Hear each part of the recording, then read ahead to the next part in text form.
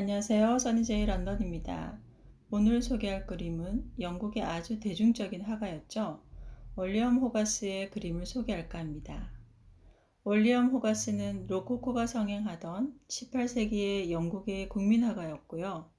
그의 특징을 사물의 특별한 미학적인 부분보다는 시대의 풍속과 사회상을 날카롭게 풍자한 그림이 많습니다. 또한 그림의 우의적인 표현에 그것을 보는 서민들에게 나레이션으로 세부 묘사를 덧붙여야 할 정도로 그의 그림은 단순한 그림이라 하기엔 무척 흥미진진한 마치 한 편의 미니 시리즈를 보는 듯합니다. 특히 오늘 소개할 그림은 내셔널 갤러리 소장이고요. 유행하는 정략결혼이라는 호가스의 6편의 연작 중에 오늘은 2편을 먼저 소개할게요. 3회로 나누어서 제가 2편씩 소개할까 합니다. 작품 연도는 1743년이고요. 먼저 첫 번째 그림을 소개할까 합니다. 이 방 안에는 여러 사람이 모여 있네요. 옛날 유럽의 거실은 조그만 침실도 같이 있었다고 하는데요.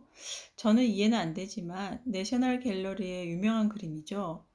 아르놀피니 부부의 초상이라는 그림의 뒷 배경에서도 붉은 침대 프레임이 보이는 걸 보면 거실 한켠의 그 시절 트렌드였나 보네요. 침대 앞쪽엔 표정만으로도 가문의 자부심과 거만함이 한껏 느껴지는 듯한 백작이 앉아 있고요. 정복자 월리엄을 시조로 한 가문의 족보를 손으로 가리키는 장면이 나옵니다. 또한 세락한 상징인 풍에 걸린 발을 스툴에 올려놓고 있네요. 뒤쪽 창밖에는 그 시절 신고전주의 건물을 경비 부족으로 미완성으로 있는 게 보입니다. 백장 옆에는 빚을 청구하는 채권자가 보이고요. 맞은편에는 빈약한 가문이지만 넉넉한 자금으로 지참금으로 보내는 그 말을 보며 나름 실리를 계산하는 신흥졸부인 신부 아버지가 보입니다.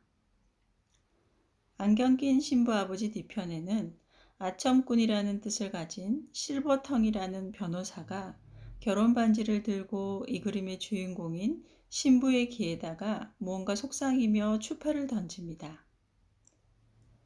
그리고 그런 것에 전혀 아랑곳하지 않는 신랑은 거울 속의 자신의 모습에 한껏 도취된 듯한 모습이네요.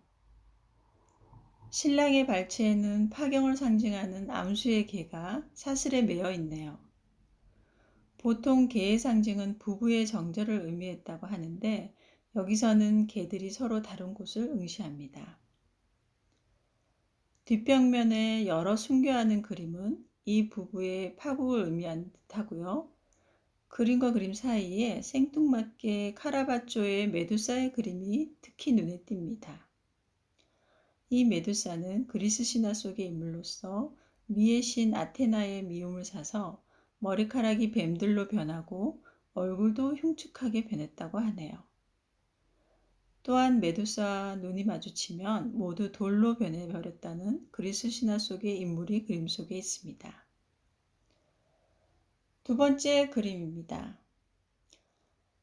이제 결혼한 이 신혼부부는 밤새 벌인 파티에 지쳐서 의자에 널브러져 있네요. 서로의 아버지에 의해서 조건에 맞춘 결혼은 그리 행복해 보이지 않습니다.